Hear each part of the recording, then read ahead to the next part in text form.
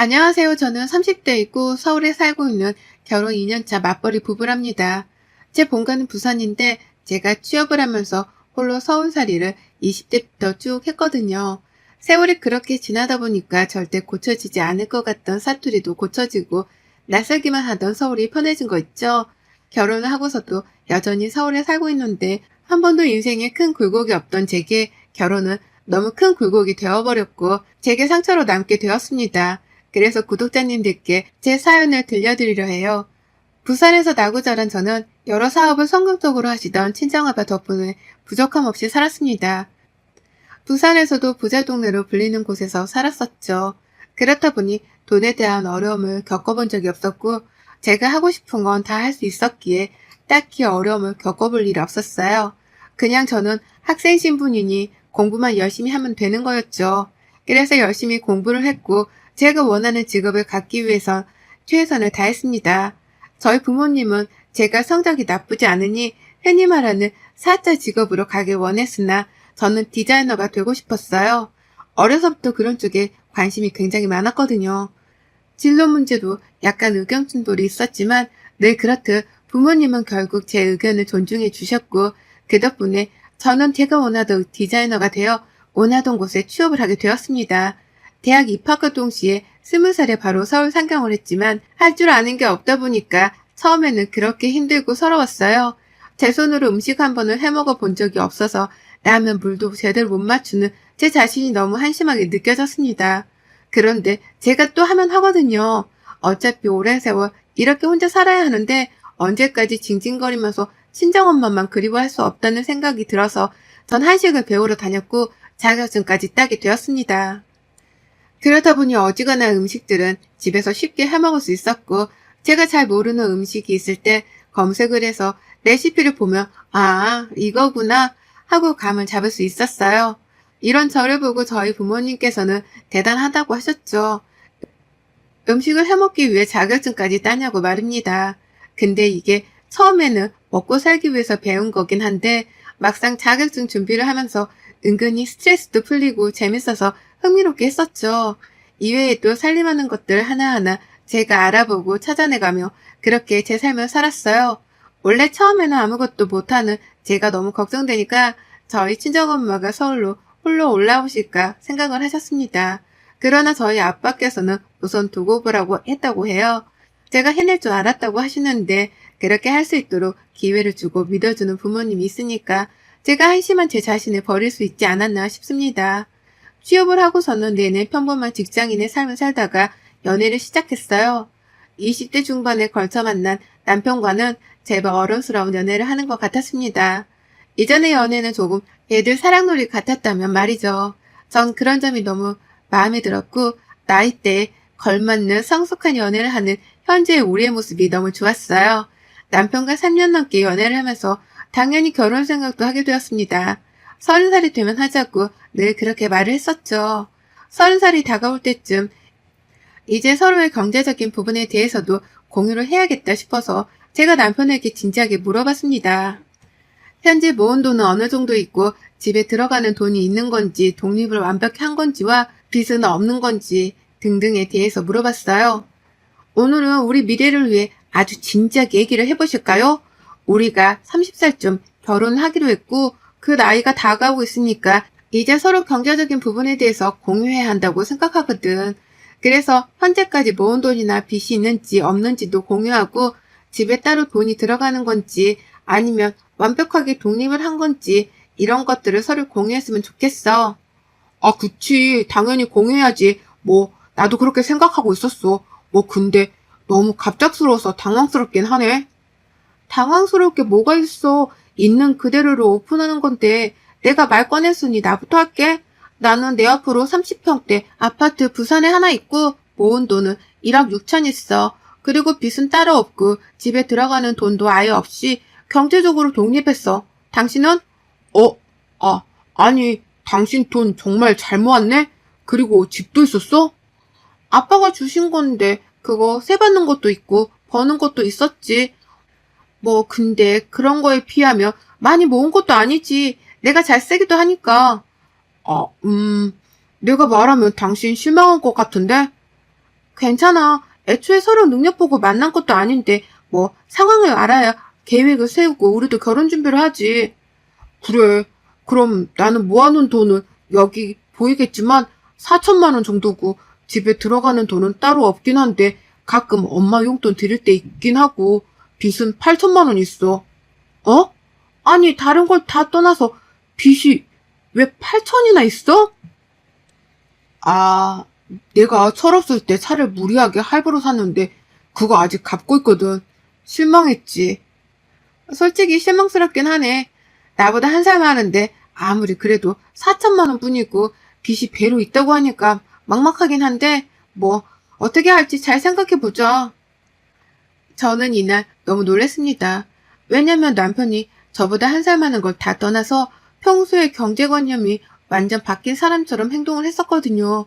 사실 제 또래에 비해서 저는 저축을 많이 해둔 상황이었습니다. 제 친구들과 비교를 했을 때요.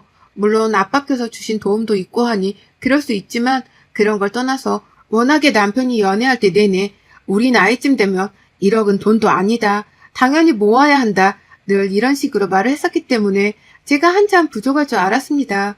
그래서 남편과 연애를 하면서 더 열심히 저축하려고 노력을 했거든요. 정말 사랑하는 사람인데 혹여나 저를 철없이 느낄까 봐서요. 그러나 이건 완전 다른 결말이었고 당황스러움에 집에 가서도 한참을 생각했습니다. 빚이 8천이면 솔직히 지금 모은 돈이 4천이라고 해도 결국 마이너스 4천만 원이라는 소리인데 이 상황에 결혼을 어떻게 하려고 했을까 싶었어요. 그치만 또 한편으로는 본인이 철없을 때 저지른 실수라고 솔직히 말해주고 갚아나가고 있는 남편에게 쓴소리만을 할 수는 없었습니다. 결국 저는 복잡한 여러 생각을 하고 남편과 대화를 했어요. 내가 그날 얘기하고 생각을 해봤거든. 다 빼고 우선 빚 있는 것부터 빨리 떨궈내. 그럼 오빠는 돈 한 푼 없이 빚 4천만 원이 남는 거야. 그치? 오빠는 빚이 절반으로라도 떨궈져야 부담이 덜하니까 우선 그렇게 하고 결혼 비용이나 이런 걸 최소한으로 준비를 해보자. 그리고 당장 급한 거 아니니 천천히 준비하는 걸로 하고 집은 내가 알아서 할게. 미안해. 내가 너무 능력이 없어서 정말 미안해. 오빠가 능력이 없어서 미안한 게 아니라 난 솔직히 제일 실망한 건 내내 나한테 경제관념 어쩌고 막 그랬으면서 실상은 이랬다는 게 뭔가 날 속인 것 같아서 그게 싫고 그 모습이 실망이었어. 2번 다시 나한테 허세 부리거나 거짓말 같은 건 하지 말아줘. 나 진짜 정말 싫어해. 그래 알겠어 진아야. 고마워 이해해줘서. 결국 남편과 저는 예정했던 것보다 1년 더 뒤에 결혼을 하게 되었습니다. 물론 집은 제가 구했고 식장도 최소한의 비용으로 제가 있는 돈을 다 쓰지 않는 정도로 적당히 결혼하게 되었죠. 그리고 결혼과 동시에 경제권은 제가 갖기로 했어요. 아무래도 남편은 경제관념이 부족해 보였고 불안했습니다. 이때가 남편이 빚이 1,000 얼마 정도 남아있는 상황이었는데 솔직히 대신 갚아줄 수 있었지만 본인이 저지른 일에 대한 책임은 스스로 지는 것이라고 배웠기에 냅뒀어요. 남편이 급여를 받으면 제게 전액을 입금하고 서로 의심의 씨앗이 생기지 않는 게 좋으니 급여를 받은 전액이 찍힌 잔액을 찍어서 보내라고 했습니다. 급여가 오를 수 있고 보너스를 받을 수도 있으니 말이죠. 물론 그런 보너스까지 제가 다 강압적으로 관리를 한 건 아니었으나 이렇게 딱 잡아둬야 습관이 생기겠다 싶었어요. 남편 역시 불만 없이 따라줬고 그렇게 해준 만큼 저 역시 출처를 10원 하나까지 분명하게 밝혔습니다. 각자 급여에서 공동생활비를 제외하고 남은 돈은 어떻게 쓰든 터치하지 않았어요. 대신 남편은 용돈을 빼고 빚 갚는 것 빼고 모으게 했습니다. 저축하는 것도 사람이 습관이 돼야 하는 거지 안 그럼 정말 못하거든요. 그렇게 남편과 문제없이 잘 살았습니다. 물론 아이를 낳지 않았어요. 남편은 정말 사랑했고 이 사람이다 싶어서 결혼한 건 사실이었으나 막상 결혼해서 보니 시무가 걸리기도 했고 남편의 모습을 조금 더 지켜보고 싶었습니다. 애딸린 이혼녀가 될 바에는 그냥 이혼녀가 되고 싶었거든요. 만약에 상황이 생긴다면 말이죠. 처음에 저희가 결혼했을 때 경제권을 제가 갖고 있다는 걸 알게 된 시모는 굉장히 불편해하며 제가 막 이런 말까지 했습니다. 아니 요즘 세상이 어떤 세상인데 남자 호주머니를 딱 쥐어잡고 살려고 하니. 너네 부모님이 그렇게 살았어? 그거 보고 배워서 그런 거냐? 요즘은 각자 관리하지. 너처럼 남편 돈 쥐고 흔들지 않아. 그렇죠. 그럼 서로 편하고 너무 좋겠죠. 저 역시 그걸 바랬어요, 어머님. 그런데 이 사람 경제관념이 너무 부족해서 당장 빚 갚는 것도 더 빨리 갚을 걸 여태 질질 끌었던 거고 모은 돈 하나 없이 저랑 결혼한 거잖아요. 나이가 몇인데 언제까지 그렇게 살겠어요? 당장 힘들어도 저지른 게 있으니 참고 버텨야죠. 그래야 사람답게 살지 않겠어요? 뭐라고? 너 지금 내 아들이 지금은 사람답지 않다는 거냐? 지금 사는 게 사람답게 살지는 못하잖아요. 법만큼 누리지도 못하고 족족 빚 갚고 있는데 본인은 얼마나 힘들겠어요? 전 그걸 말하는 거예요. 이 사람이 어느 정도 습관이 길러져야 저도 믿고 넘겨주죠. 그게 아니면 전 절대 그 사람한테 돈 못 줘요. 어머님, 이건 저희 부부가 합의하에 결정한 거고 어머님이 막 그렇게까지 말씀하실 건 아니세요. 아이고 그래 아주 너 잘났다 잘났어. 지가 시집 올 때 타 있다 이거지? 물론 그것도 맞지만 그런 걸로 생색낼 거였으면 진작에 냈겠죠. 다만 저희 부부 일에 하나하나 이렇게 말씀하시는 거에 불편하다고 말하는 거예요. 시모는 저를 딱 초장에 잡으려고 했지만 전 더 강하게 말을 했습니다. 어쩌면 말대답으로 보일 수 있을 만큼 따박따박 말을 했던 이유가 남편을 휘어잡는 것도 쉽지 않은데 여기서 제가 시모에게까지 수그리게 되면 답이 없다 싶었어요. 시모가 경제권을 제가 갖고 있는 게 싫은 이유는 딱 하나거든요. 남편이 가끔 주던 용돈을 아예 못 받게 된 것 때문에 제게 막 뭐라고 하는 거였는데 전 그걸 알기에 더 강하게 나갔습니다. 무슨 전장터도 아니고 시모와 남편을 휘어잡느라 결혼 생활이 그닥 즐겁지는 않았어요. 뭔가 기빨리기도 하고 정신도 없었습니다. 제가 일을 잘 다니다가 잠깐 휴직을 한 기간이 있었어요. 이직 준비를 하면서 뭔가 준비할 게 있어서 4개월 정도를 쉬었었죠. 그런데 이 4개월이 제 인생을 180도 바꿔놨습니다. 제가 집에 있는 걸 알고서부터 시모가 자주 오셨고 점심 먹자 하기도 하고 저녁 먹자 하기도 했어요. 이 말인즉슨 본인이 지금 갈 거니까 밥을 차려라는 말이었죠. 한두 번이야 차려줄 수 있는데 일주일에 거의 3-4번씩 와서 저러니까 너무 싫었습니다. 그런데 어느 순간부터 이상함을 감지했어요. 시모는 저희 집에 한두 번 온 것도 아니면서 매번 새롭다면서 별 핑계로 저희 집을 많이 둘러보곤 했습니다. 그럴 때마다 전 상을 차리고 있어서 별로 신경 쓰지 않았죠. 딱 이상함을 감지했던 순간이 제가 시모가 왔다 가고 다음날에 외출을 하려고 준비를 하던 중 드레스룸에 가서 평소에 애정하던 시계를 차려고 보니까 없는 겁니다. 근데 제가 결벽증까지는 아닌데 물건 쓰면 제 물건을 무조건 제자리에 두거든요. 특히 고가라면 말이죠. 덤벙거리는 성격이라 잘 잃어버려서 꼭 그러는 편이라 절대 없을 리가 없는데 없었고 이상하다 싶어서 다른 것들은 찾는 게 몇 개가 없다는 걸 알았어요. 먹거리, 팔찌, 시계가 사라졌습니다. 의심하고 싶지는 않았지만 저희 집에 왔다 갔다 하는 게 시모뿐인데 의심을 또 안 할 수가 없잖아요. 유달리 드레스룸이 예쁘다면서 대단하다면서 자주 들여다보던 사람인데 말이죠. 어이가 없었는데 대체 이걸 어떻게 잡아낼까 싶었습니다. 그리고 또 한편으로는 아닐 수도 있으니까 괜히 색안경 끼고 보지 말자고 생각을 했어요.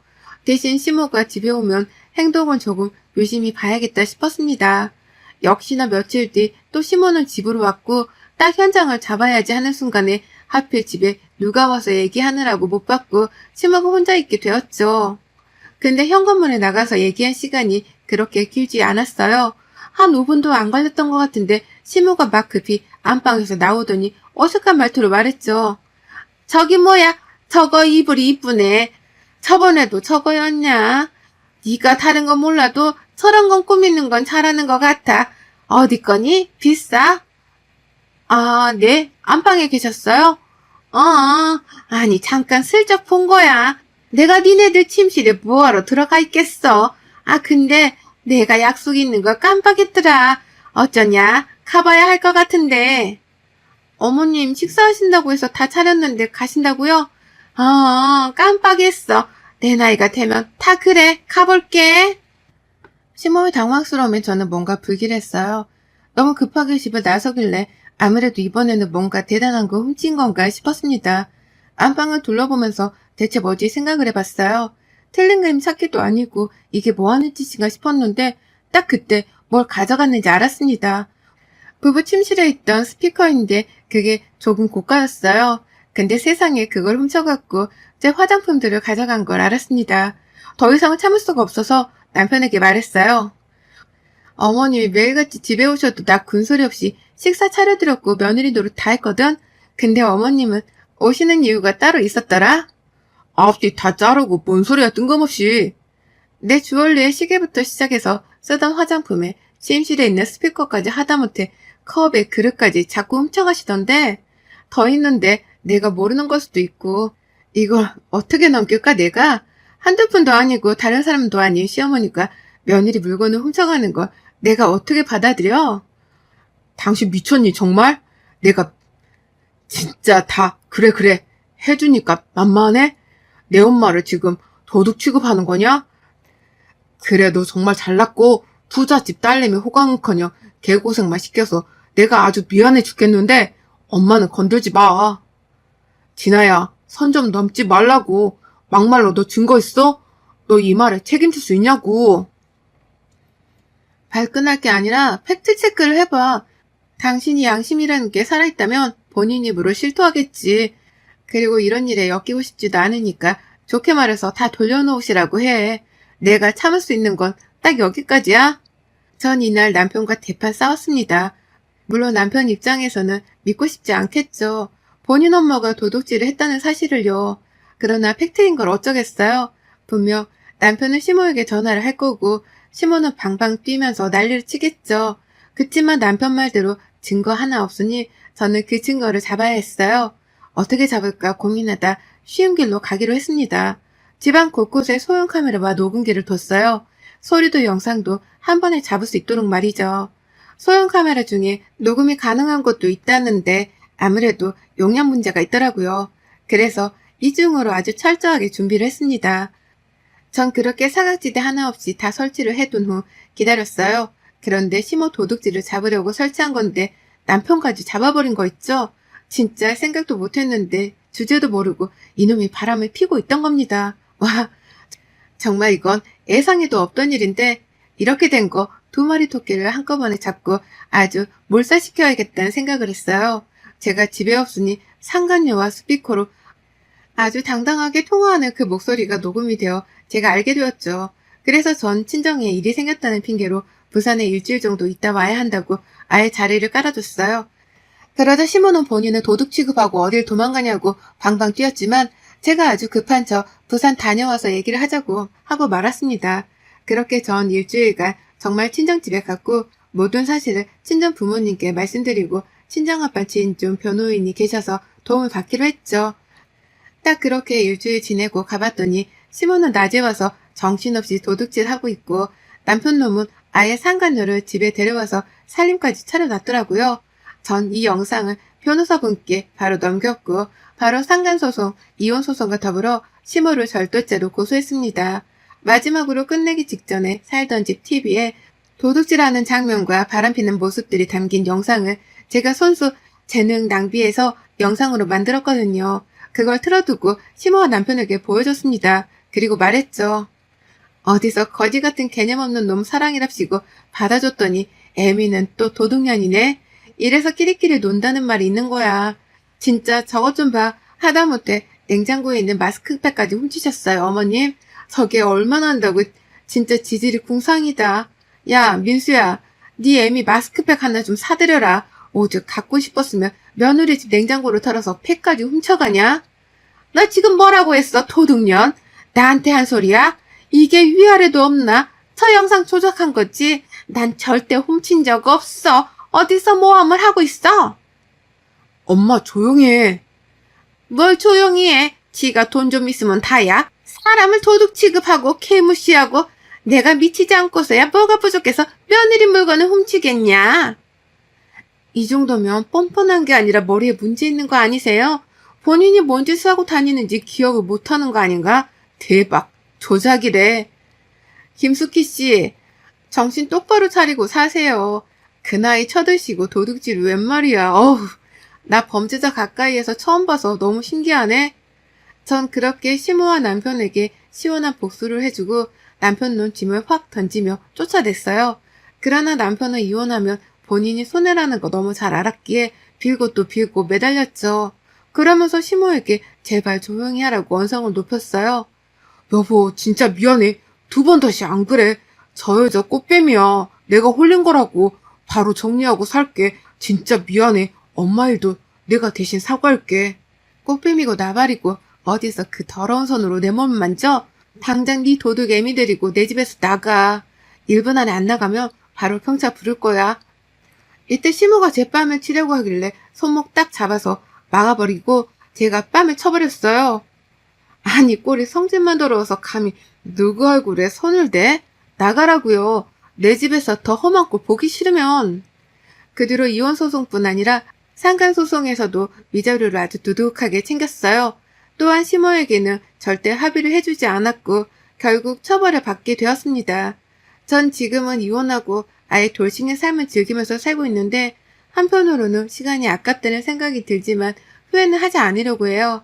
사랑했던 건 사실인데 후회를 자꾸 하면 제 마음이 더 힘들더라고요. 그냥 깨끗하게 잊으려 하고 생각나면 욕하면서 살고 있답니다. 여러분의 생각은 댓글로 남겨주세요. 오늘도 시청해주셔서 정말 감사합니다.